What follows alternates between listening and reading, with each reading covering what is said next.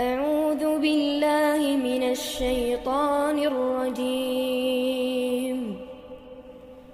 بسم الله الرحمن الرحيم السلام عليكم ورحمة الله وبركاته. إن الحمد لله نحمده ونستعينه ونستغفره ونعوذ به من شرور أنفسنا ومن سيئات أعمالنا. من يهده الله فلا مضل له ومن يضلل فلا هادي له. أشهد أن لا إله إلا الله وأشهد أن محمدا رسول الله. يا أيها الناس اتقوا ربكم الذي خلقكم من نفس واحدة وخلق منها زوجها وبث منهما رجالا كثيرا ونساء واتقوا الله الذي تساءلون به والأرحام إن الله كان عليكم رقيبا. يا أيها الذين آمنوا اتقوا الله حق تقاته ولا تموتن إلا وأنتم مسلمون. يا أيها الذين آمنوا اتقوا الله وقولوا قولا سديدا يصلح لكم أعمالكم ويغفر لكم ذنوبكم ومن يطع الله ورسوله فقد فاز فوزا عظيما.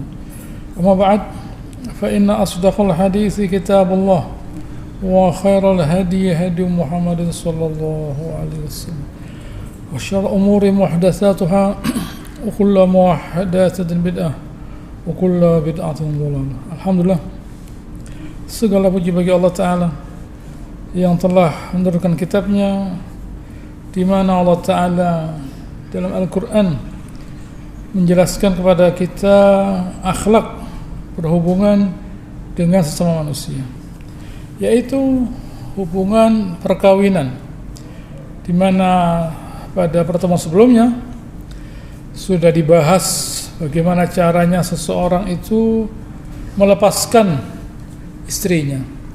Lalu bagaimana caranya seseorang itu melamar, meminta seorang perempuan. Pada ayat 235 dari surah Al-Baqarah sudah kita baca, Allah telah berfirman, a'udzubillahi minasyaitonir rajim, wala junaha 'alaikum fima 'aradtum bihi min khitbatin nisa aw aknantum fi anfusikum. Boleh bagi kalian itu untuk aradtum, mengungkapkan apa yang kalian inginkan dari khitbatin nisa aw aknantum fi anfusikum, atau kalian simpan dalam hati kalian. Boleh kepingin dalam hati, atau mau diungkapkan ya boleh, tapi tidak boleh terus terang. Alimallahu annakum satadhkurunahunna. Allah Ta'ala tahu bahwa kalian itu akan menyebutkannya. Allah Ta'ala tahu bahwa kalian akan menyebutkannya. Silahkan gitu ya, kalian mau kepingin boleh, tetapi walakin la tuwa'iduhunna sirra. Jangan membuat perjanjian sirran, secara rahasia. Kamu ya nanti kalau sudah selesai iddahnya jangan kemana-mana, ya, pokoknya sama saya saja. Pokoknya kalau selesai, kalau ada orang minta bilang sudah. Allah telah melarang, gitu ya, tidak boleh mencuri start, gitu ya, karena pertandingan belum dimulai, gitu ya, jadi tidak boleh pre-order, tidak boleh. Ini bukan handphone. Jadi tidak boleh orang nanti ya, jangan gitu ya. Illa an taqulu qawlan ma'rufa, kalian jelaskan gitu ya dengan ungkapan yang jelas, gitu ya. Artinya ma'rufa di sini bukan berarti saya kepingin, tidak. Artinya itu bisa difahami bahwa kalau seorang itu kehilangan suaminya, maka sebaiknya dia mencari, gitu ya, kalau bisa kawin lagi, gitu ya. Dan saya pun juga tidak punya istri. Nah, itu saja, stop di situ saja, gitu ya. Ma'ruf sudah difahami. Baik. Setelah selesai, Allah Ta'ala katakan, wala ta'zimu 'uqdatan nikah hatta yablughal kitabu ajalah. Jangan membuat suatu pernikahan kecuali setelah masa iddahnya itu habis, selesai, gitu ya. Wa'lamu annallaha ya'lamu ma fi anfusikum fahdharuh. Ketahuilah Allah Ta'ala itu mengetahui mengetahui isi hati kalian. Hati-hati. Hati-hati, Allah Ta'ala tahu isi hati kalian. Jangan kalian sengaja menciptakan suatu akad sebelum itu selesai. Tidak boleh, gitu ya. Karena itu nanti akan menimbulkan kecurigaan dan sebagainya. Kenapa kok sangat berminat dengan orang perempuan ini? Itu nanti menimbulkan kecurigaan, gitu ya. Apa tidak ada orang lain? Gitu ya. Kok harus orang ini setelah suaminya, gitu ya, meninggal atau bahkan dia itu misalnya yang lebih hebat lagi diceraikan misalnya lah, gitu ya. Dia cerai ada seorang perempuan cerai dari suaminya, yang mestinya dia melewati masa, gitu ya, 3 bulan, ternyata di tengah-tengahnya sudah ketemu orang laki, gitu ya. Begitu selesai iddahnya langsung kawin loh. Ini dicurigai ini. Jangan-jangan itu yang menjadi penyebab perceraiannya lah. Itu kan berbahaya itu. Jangan. Allah Ta'ala katakan jangan begitu. Wa'lamu anna Allah ya'lamu fi anfusikum fahdharuh. Allah Ta'ala tahu isi hati kalian, gitu ya. Berhati-hatilah kalian. Wa'lamu anna Allah ghafurun halim. Ketahuilah Allah Ta'ala itu ghafurun halim. Allah Ta'ala itu dia Maha Pengampun dan dia Maha Sabar, Halim. Allah Subhanahu wa Ta'ala itu artinya segala kekurangan kita itu oleh Allah Subhanahu wa Ta'ala bisa dimaklumi. Lah kalian pun, kata Allah Ta'ala, sebaliknya kalian pun jangan kalian menonjolkan, membesar-besarkan kejelekan kalian, tidak boleh. Kalau Allah Ta'ala itu sudah sabar menerima segala kekurangan, ya kalian pun juga jangan pandai dalam berbuat maksiat. Kalau Allah Ta'ala itu mau bisa sabar, kalian jangan sebaliknya, jangan pandai berbuat maksiat, akhirnya nanti Allah Ta'ala mengazab kalian. Baik, saya ingatkan ayat 236 malam ini. Wala junaha alaikum in talaqtumun nisaa ma lam tamassuhunna aw tafridhu lahunna fariidhah. Juga tidak salah buat kalian kalau kalian itu mentalak orang-orang perempuan selama kalian itu belum berhubungan dengan mereka, gitu ya.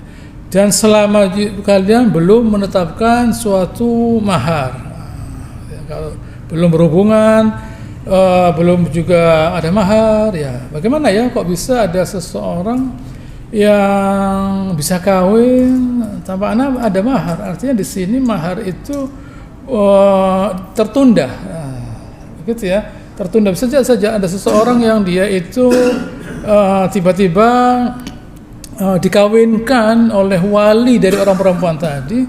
Ya, sudah kamu sekarang saya kawinkan. Maharnya saya belum pegang uang, saya belum bisa menyediakan mahar itu. Saya belum bisa menyediakan mahar itu. Ya sudah, apa? Saya kawinkan. Kawin berarti dia itu sah, gitu ya. Sah bertemu dengan istrinya. Dia berarti dia sah bertemu dengan istrinya. Tetapi tiba-tiba setelah dia ketemu misalnya, gitu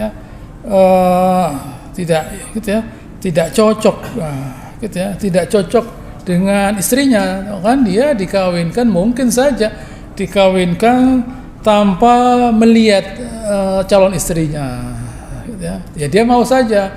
Setelah dia mau dikawinkan, terjadi akad, ketemu, ini saya udah cocok ini, gitu ya, tidak sesuai ekspektasi, tidak sesuai harapan.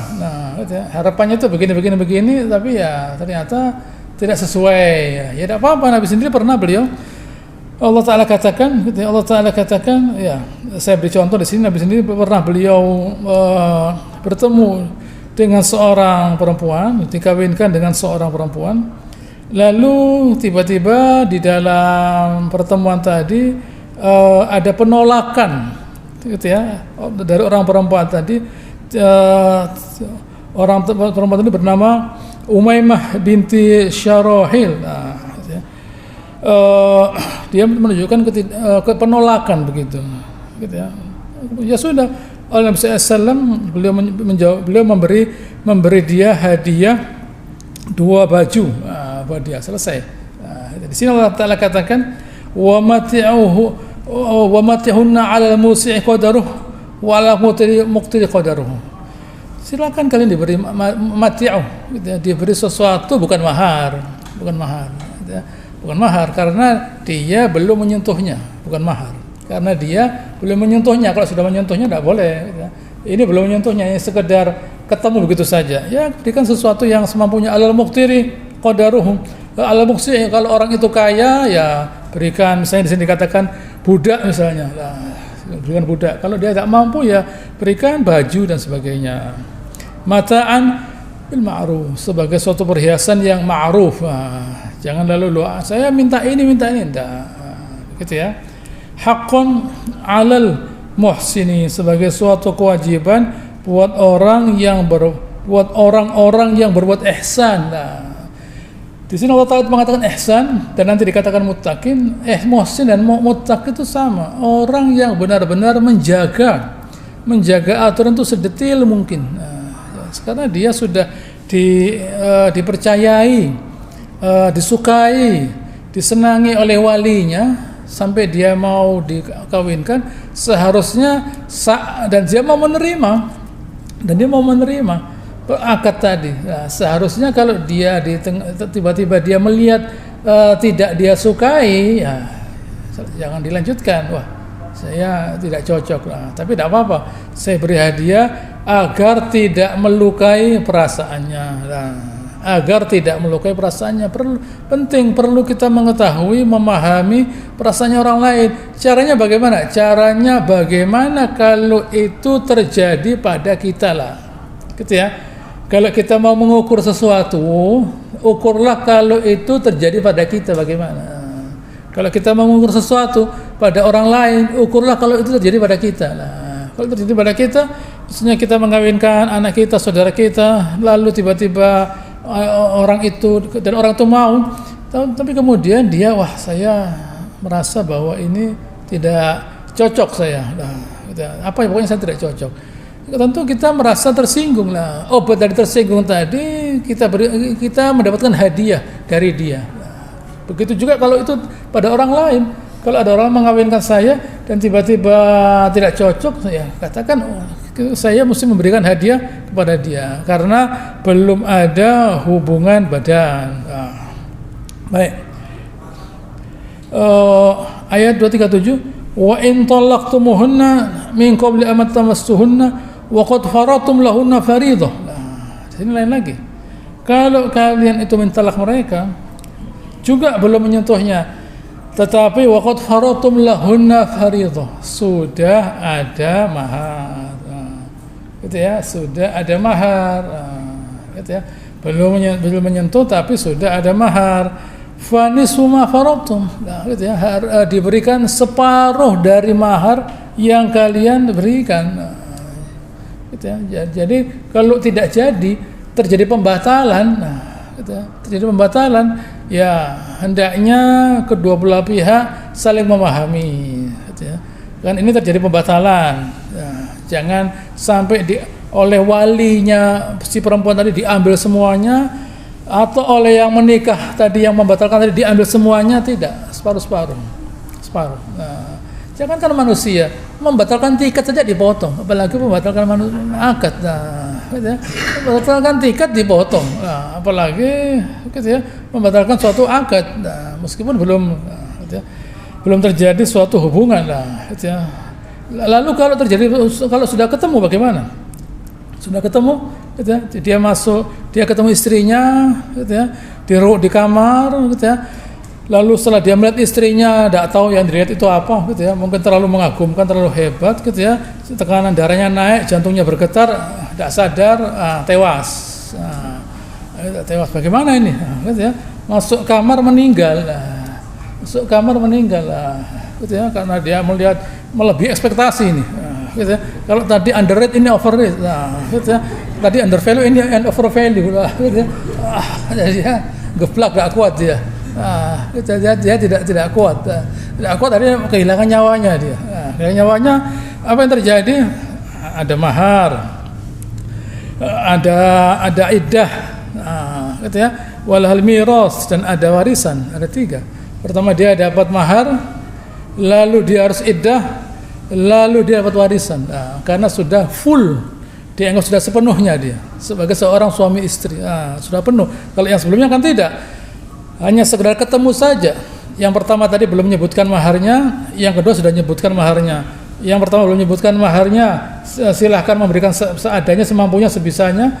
Yang kedua sudah menyebutkan maharnya, ya sudah, dan pada pembatalan dipotong separuh saja. Tapi apabila sudah masuk, ya, di dalam kamar tadi dan tiba-tiba di luar dugaan dia itu meninggal, ya, berarti sudah menjadi suami istri. Dia harus dapat mahar, harus melewati iddah, masa iddah, dan dia pun juga harus dapat warisan. Nah, begitu. Illa ayya'afuna aw ya'fu allazi biyadihi uqdatun nikah. Kecuali kalau mereka itu yang mau mengawin itu memaafkan, aw ya'fu allazi biyadihi uqdatun nikah, atau yang mengawinkan itu memaafkan, saya tidak apa-apa lah. Sebab kalau ya mungkin karena kebetulan yang mengawin ini orangnya kaya, begitu ya, dia memberi uangnya banyak, jadi waktu dia ngasih mahar itu, lalu kemudian pembatalan udah apa-apa, gitu ya, uangnya banyak lah, gitu ya, karena uangnya banyak, jadi dia membatalkan, tidak apa-apa lah. Tapi kalau uangnya pas-pasan, dia mengawini seorang perempuan dan dia membatalkan, lalu tidak dikembalikan maharnya, apa yang terjadi? Dia tidak bisa kawin karena dia kehabisan uangnya sudah diambil oleh yang dibatalkan tadi itu. Allah Ta'ala ngasih jalan keluar, gini ya, separuh saja itu lebih baik. Tidak itu saja, masih ada lagi, wa anta'afu huwa aqrabu littaqwa. Memaafkan itu lebih dekat pada ketakwaan. Nah, siapa yang memaafkan? Ya baik yang tadi memberi mungkin karena dia kaya, ya sudah biarkan saja. Nah, atau yang mau memberi, yang punya akad, yaitu walinya, yaitu orang tuanya, mungkin saudaranya, mungkin, ya biarkan saja, kembalikan. Kasihan tidak bisa kawin nanti dia lah. Itu lebih kepada ketakwaan lah. Ini sepotong ayat, tapi nilainya berat sekali. Bahwa memaafkan itu bersumber dari ketakwaan, bahwa memaafkan itu simbol dari ketakwaan. Gitu ya, memaafkan itu adalah simbol dari ketakwaan. Sumber dari ketakwaan itu adalah memaafkan, gitu ya. Mengapa orang bertakwa itu bisa memaafkan? Karena yang dia harapkan bukannya keridhoannya manusia, tidak. Yang diharapkan ridhonya Allah Ta'ala. Dia tahu bahwa di balik semua ini, di balik apa yang terjadi ini ada suatu pelajaran yang kita tidak mengerti, yang kita tidak mengerti. Begitu ya, ada orang marah pada kita, ada orang menghina kita, ada orang mengambil harta kita dan sebagainya. Ya, apa sih manfaatnya saya marah dengan dia? Manfaatnya apa? Saya marah itu manfaatnya apa? Apa akan ada perubahan misalnya? Ya, tidak ada. Begitu ya, maafkan saja.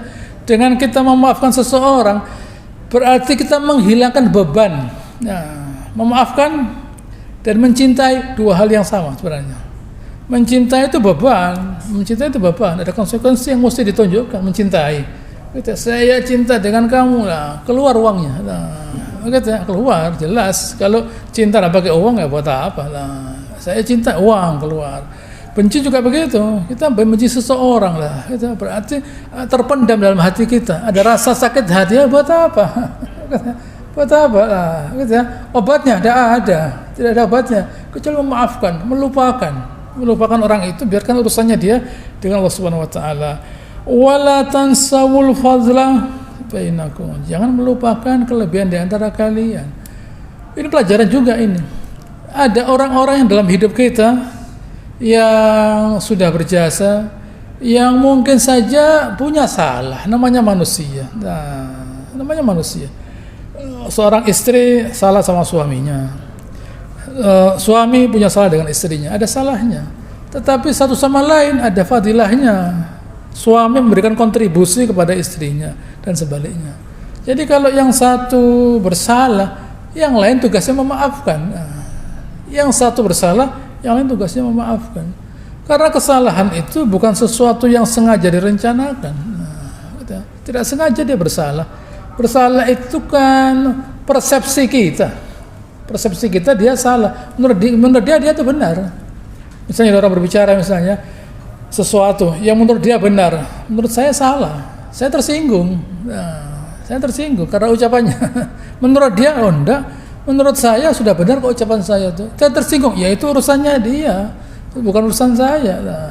Saya tidak bicara perasaan. Saya bicara kenyataan. Anda mesti begini. Misalnya begitu. Jadi ketersinggungan itu soal persepsi saja. Begitu, soal persepsi saja.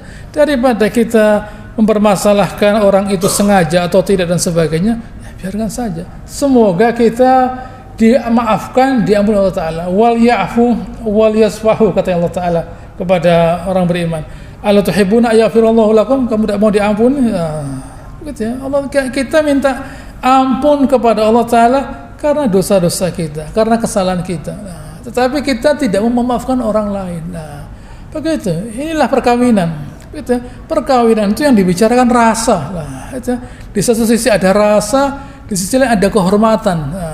Begitu ya. Kehormatan, harga diri juga rasa sama.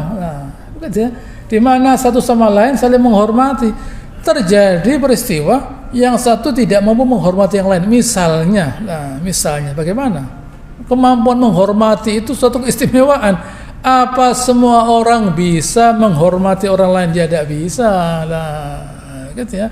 Apa semua orang lain bisa menghormati orang lain? Ya tidak bisa lah. Jadi kita jangan memaksa orang lain harus bisa menghormati kita, tidak bisa lah.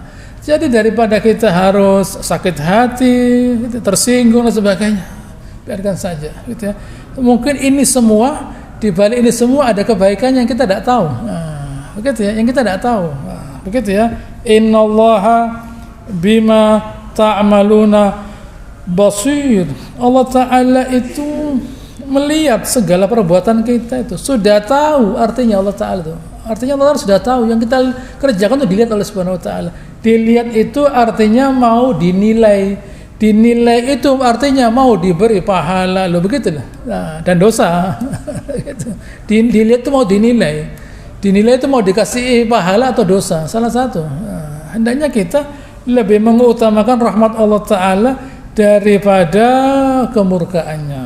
Nah, di tengah-tengah Allah Ta'ala berbicara mengenai perkawinan, Allah Ta'ala menyisipkan bicara mengenai sholat. Di tengah-tengah Allah Ta'ala berbicara mengenai menjaga hubungan sesama manusia, Allah Ta'ala ingatkan, manusia, kalian jangan lupa loh ya, bahwa hubungan dengan Allah Ta'ala itu juga mesti dijaga. Pada ayat 328 Allah Ta'ala firman, hafizu ala sholawat was sholatil wusta wa qumu lillahi qanitin. Hafizu ala sholawat, jagalah semua sholat. Jagalah semua sholat. Dari sebuah hadis dari Bukhari Muslim dari Ibn Mas'ud, bahwa saya bertanya, katanya kepada Rasulullah SAW, ayyul amal afdal, perbuatan apa yang terbaik? Apa kata beliau? As-sholatu ala waktiha, sholat pada waktunya. Sholat pada waktunya itu menunjukkan bahwa seseorang itu benar-benar suka, senang, gitu ya, kalau ketemu Allah Ta'ala, gitu ya. Orang menjaga sholat itu artinya dia senang ketemu Allah Ta'ala. Nah, sama dengan ya gampangnya ada orang menjemput anaknya misalnya, gitu ya. Nak, nanti kamu saya jemput 1 jam kemudian ya tidak bisa. Jam 10 ya jemputnya jam 10. Nanti ya jam sekian, sudah hilang anaknya nanti lah. Begitu ya. Jam sekian dan jemput. Anaknya ada marah, gurunya marah. Bapak ini bagaimana? Kalau jemput jam sekian, jam 10, jam 10, jam 12, jam 12, ya. Jangan jam 10, jangan jam 2 jemputnya, tidak bisa. Nah, misalnya begitu, misalnya lah. Diperhatikan. Nah, kalau orang semacam ini, jangankan pada Allah Ta'ala, pada anaknya pun tidak merhatikan dia, apalagi pada Allah Ta'ala lah. Allah Ta'ala melatih seseorang itu untuk mencintai Allah Ta'ala. Kenapa? Kalau sudah seseorang itu benar cintanya kepada Allah Ta'ala, kepada selain Allah Ta'ala pun benar cintanya, gitu ya. Kalau sudah kepada Allah Ta'ala seseorang itu benar cintanya, kepada selain Allah Ta'ala juga benar. Kalau kepada Allah Ta'ala tidak benar, tidak terlalu mencintai, tandanya ya tidak pada waktunya sholatnya. Nah, kepada yang lain pun tidak. Kepada yang lain pun ya tidak akan mencintai, tidak ada loyalitas. Nah, baik, setelah itu kemudian al-jihadu fi sabilillah. Bayangkan, diletakkan sesudahnya jihad fi sabilillah. Kenapa? Karena ya kadang-kadang jihad itu tidak selalu terjadi. Tetapi kalau kita kembalikan, bagaimana orang bisa jihad fisabilillah kalau sholatnya tidak pada waktunya? Tidak bisa, urutannya itu dulu. Jadi kalau mau bicara jihad itu bicara sholat pada waktunya, azan langsung datang lah, baru nanti bisa dilanjutkan pembicaraan, yaitu jihad. Kalau sudah jihad, sholat saja tidak usah jauh-jauh, tidak usah bicara jauh-jauh, gitu ya. Kalau sudah sholatnya tidak pada waktunya, azan tidak ke masjid, tidak usah orang bicara jauh-jauh, gitu ya. Orang sholat di masjid itu penuh dengan orang yang sholat, itu sudah merupakan sesuatu yang berbahaya dalam pandangan orang kafir. Begitu azan, masjidnya penuh, itu bahaya dalam pandangan orang kafir lah. Kalau azan, masjidnya sepi, hanya beberapa orang saja, 1 shaf, 2 shaf lah, gitu ya. Ya tidak apa-apa, tidak ada masalah. Tidak ada jihad. Kalau sudah begitu azan, masjidnya penuh, nanti sebentar lagi ada jihad. Nah, Allah Ta'ala akan mendatangkan musuh Islam nanti. Begitu masjidnya penuh isinya manusia yang sholat, Allah Ta'ala datangkan musuhnya Allah Ta'ala, supaya orang beriman bisa head to head, supaya sempurna itu agamanya. Nah, tapi kalau yang azan, yang sholat 2 shaf, ya buat apa ya? Yang didatangkan pemain bola, pemain bola yang datang lah, gitu ya, musikus, konser, itu saja. Nah, tapi kalau musuhnya Allah Ta'ala ada apa? Nah, tidak, buat dia bukan musuhnya Allah Ta'ala, mungkin temannya itu. Nah, baik, setelah itu birrul walidain, berbakti kepada kedua orang tua. Nah, ada urutannya. Pertama setia kepada Allah Ta'ala, kedua setia kepada Islam, yang ketiga setia kepada kedua orang tuanya. Kalau sudah kepada Allah Ta'ala sejak tidak usah jauh-jauh membela Islam, tidak bisa. Apalagi berbakti kepada kedua orang tuanya. Contoh lain, hadis lain dari Rasulullah SAW, beliau bersabda, innal a'mal ilallah, inna ahabbal a'mal ilallah ta'jilus shalah li awwal waqtiha. Sama saja, perbuatan yang paling suka Allah Subhanahu wa taala adalah menyegerakan salat li awwal waqtiha, pada awal waktunya. Apakah boleh sesudah itu? Boleh sebenarnya. Waktu maghrib sampai isya, gitu ya. Waktu isya bisa sampai subuh, gitu ya. Waktu subuh sampai terbitnya matahari dan sebagainya. Tapi apakah baik, gitu ya, orang melaksanakan sholat zuhur pada waktu asar sudah dekat maghrib sudah dekat isya, isyanya nanti mungkin dekat subuh lah, subuhnya sudah matahari mau muncul. Apa itu suatu kebaikan? Bukan suatu kebaikan. Baik, ya. Lalu Allah Ta'ala menambahkan kata-kata wassolatil wusta, dan sholat yang di tengah-tengah. Apa itu sholatul wusta? Sholatul wusta, ada yang berkata bahwa itu misalnya sholat subuh misalnya, di tengah-tengah, karena ada 2 sholat malam, ada 2 sholat siang, 2 sholat malam yaitu maghrib dan isya. Subuh di tengah-tengah, dia mau mendekati pagi, dan sholat zuhur dan asar. Ada pula yang berkata sholat zuhur, gitu ya. Tetapi yang paling mendekati kenyataan dan data, fakta, bahwa sholatul wusta itu adalah sholat asar. Karena ada sebuah hadis dari Rasulullah SAW, dari Imam Ahmad, dari Ali bin Abi Thalib, bahwa Rasulullah SAW bersabda pada waktu perang Ahzab, apa? Berkata beliau, syaghaluna anis sholatil wusta. Mereka itu menyibukkan kita dari sholatul wusta, yaitu sholatul asar. Syaghaluna an sholatil wusta sholatul asar. Syaghaluna an sholatil wusta sholatul asar. Mereka itu menyibukkan kita dari sholatul yang al-wusta, yaitu sholat asar. mala Allahu qulubahum wa buyutahum naran. Allah Ta'ala akan mengisi hati mereka dan rumah mereka dengan api. Nah, gitu ya. Baik, salatul asar itu ada kelebihannya ya, gitu ya.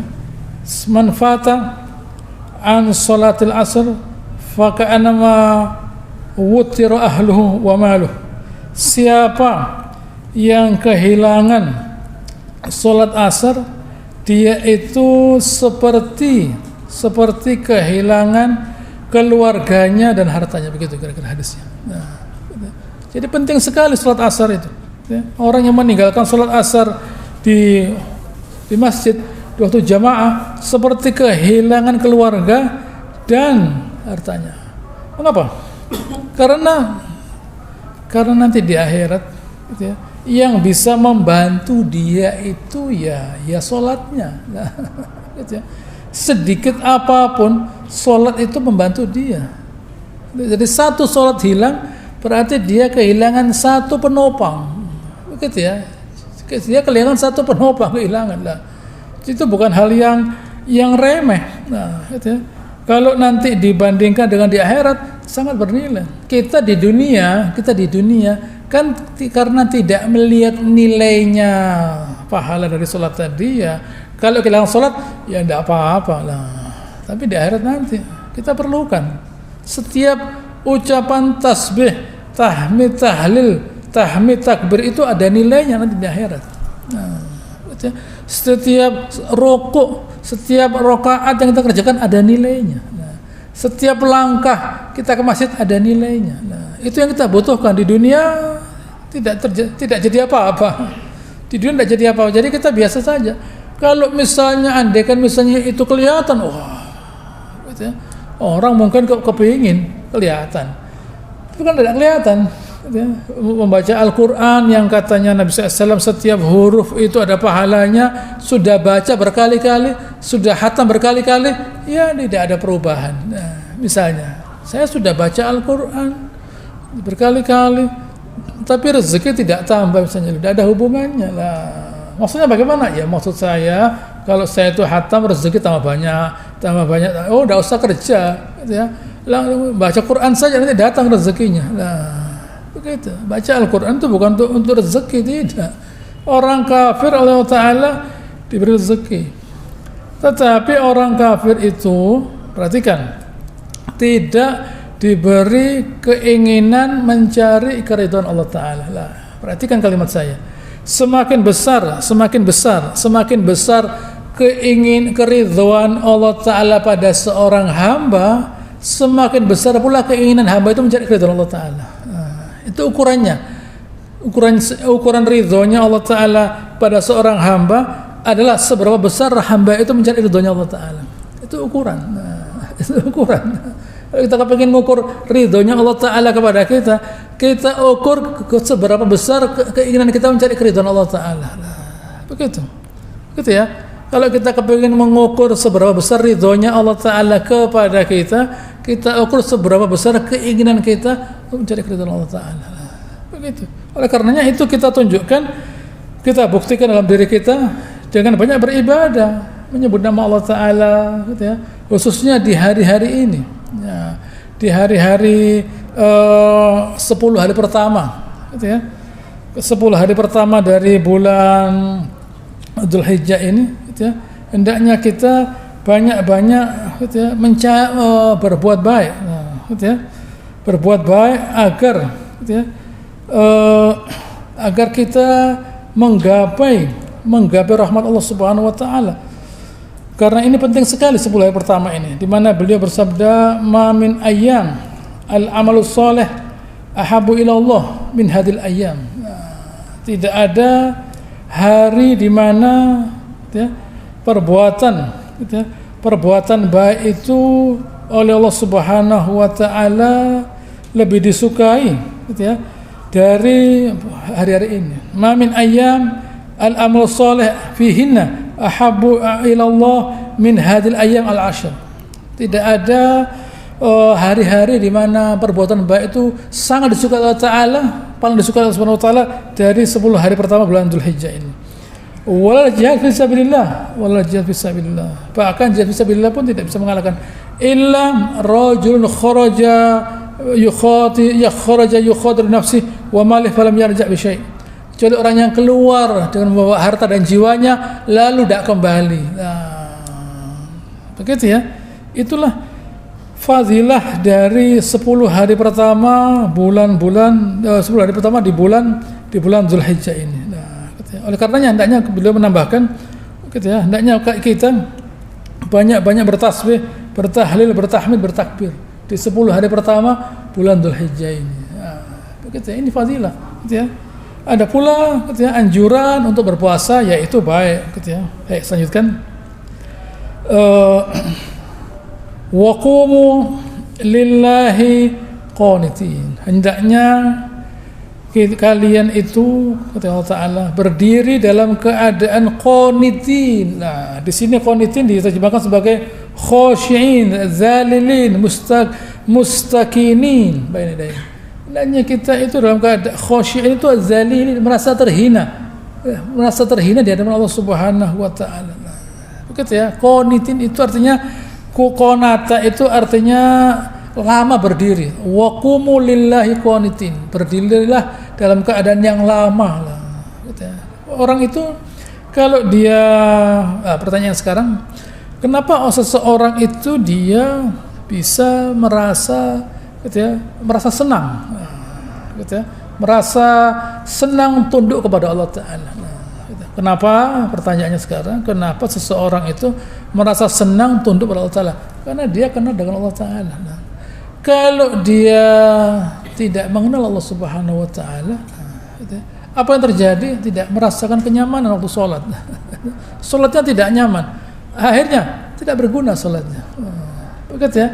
Dia ketemu misalnya begini misalnya ada seorang misalnya mau belajar gitu ya, mau belajar di sebuah sekolah. Saya mau sekolah, asal gurunya ngajarnya tidak lama-lama, 10 menit saja. Gitu ya. Saya tidak mau guru itu ngajar 1 jam pelajaran, 2 jam pelajaran. Oh, tidak mau saya. Matematika 10 menit. Nah, setelah saya mau mainan. Nah, ya tidak bisa begitu. Nah, begitu ya. Kita ke dokter misalnya. Dokter, saya mau berobat ya. Yang menit aja ya, jangan lama-lama.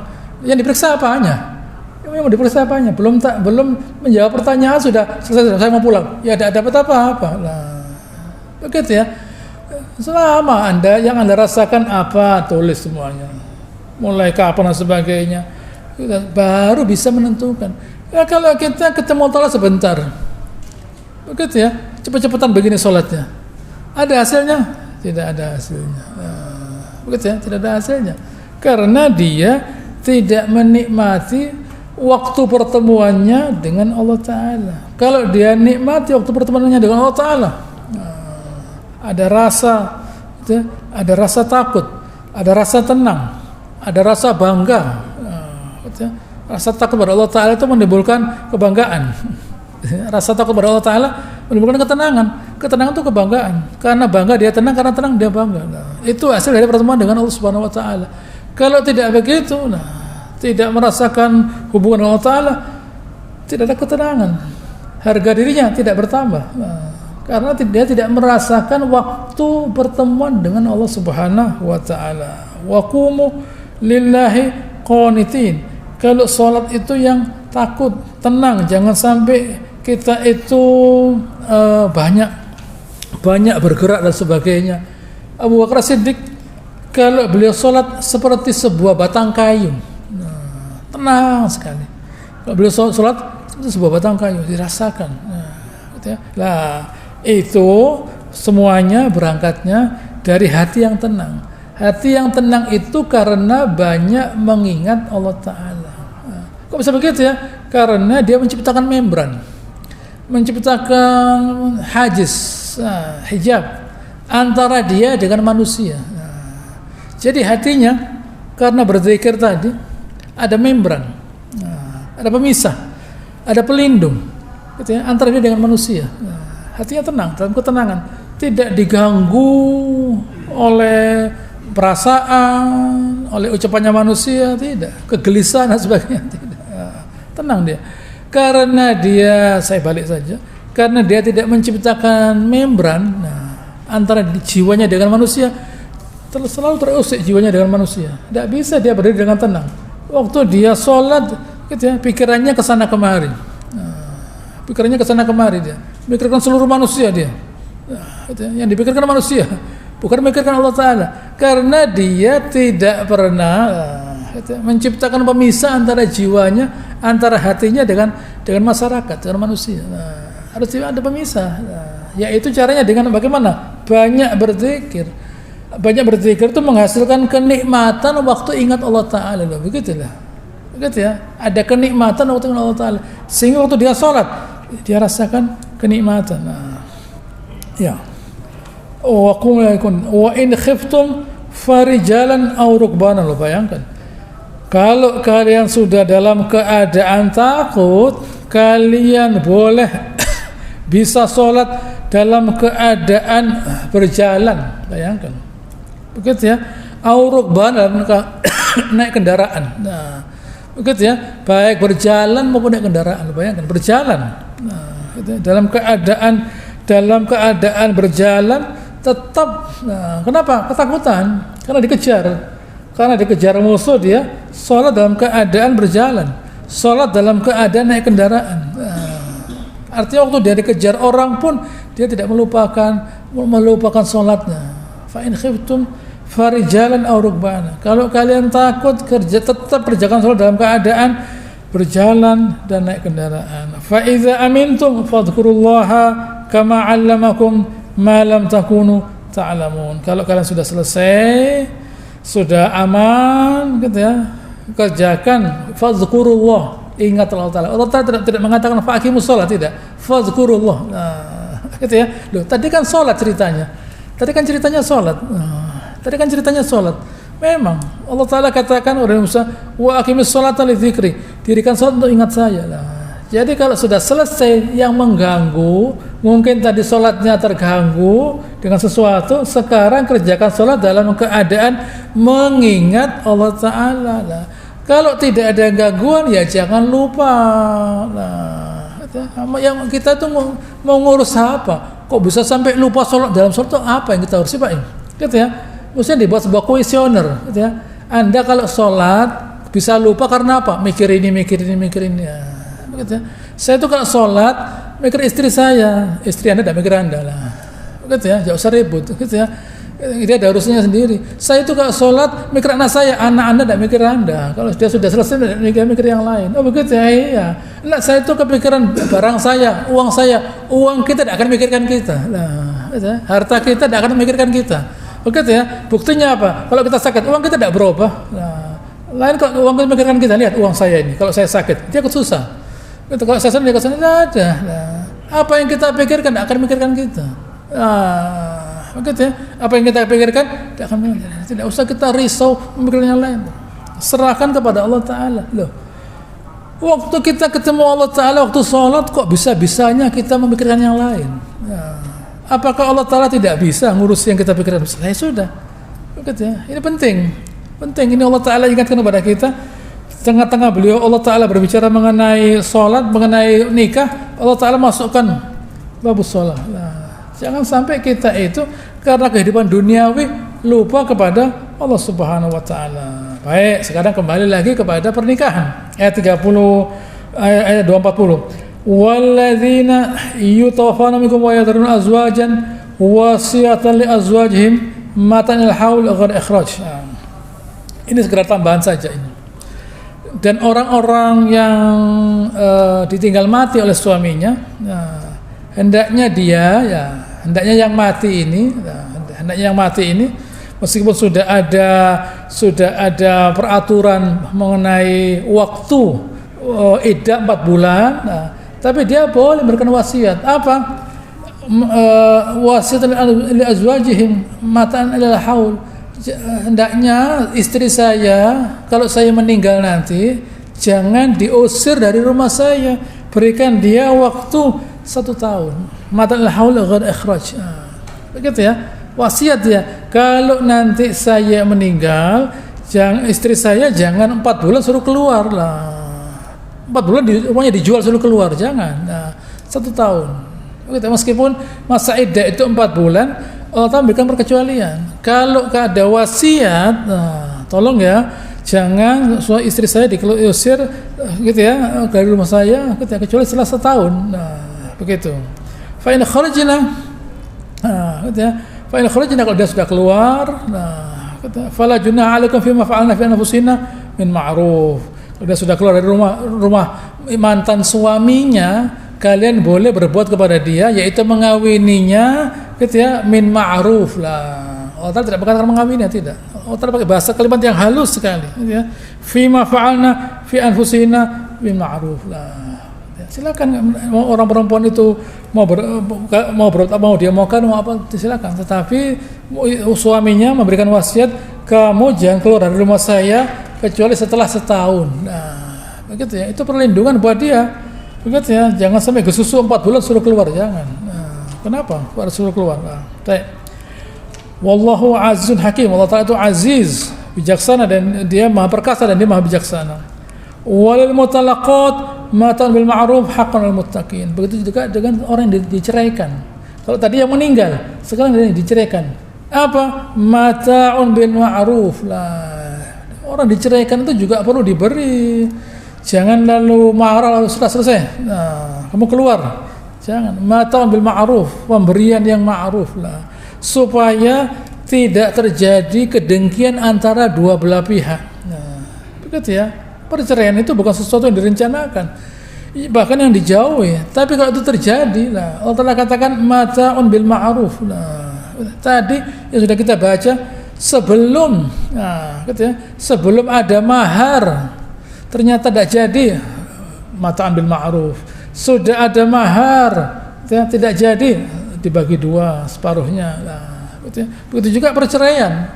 Ada perceraian, silakan diberi mata'un bil ma'ruf haqqan alal muttaqin. Itu kewajiban buat orang yang bertakwa. Nah, gitu ya. Allah Ta'ala mengatakan orang bertakwa itu harus menunjukkan akhlak yang baik, bukan lalu tidak senang pulang, tidak boleh. Nah, begitu ya.